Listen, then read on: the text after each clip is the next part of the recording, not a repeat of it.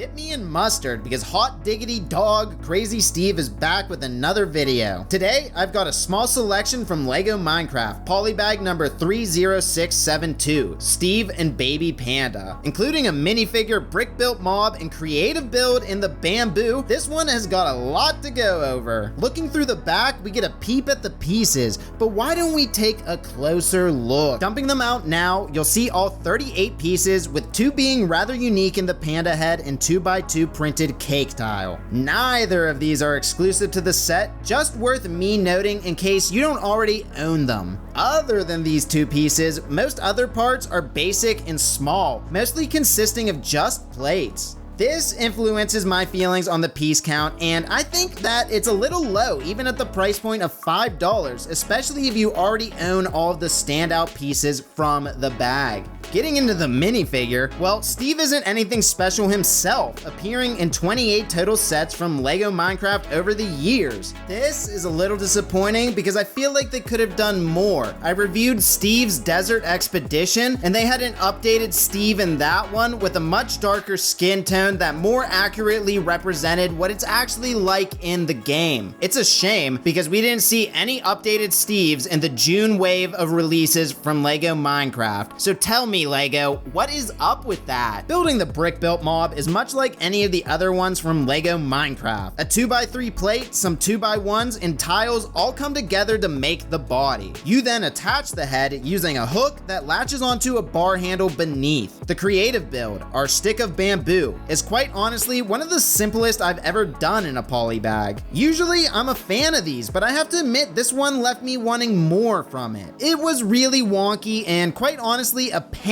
trying to get everything to line up, as the snot bricks didn't allow me to press it against the table to line it up. Showing you the brick built mob, it does come out really nice. I think the mobs from LEGO Minecraft absolutely have a certain cuteness to them and capture the spirit of the game perfectly. This one will definitely be finding its way into my custom world in the future. You already heard my thoughts on the creative build, so I just want to end the video by saying thank you for watching. If you found this review informative or entertaining, then consider giving it a like. If you want to see more LEGO reviews, subscribe and join the crazy crew.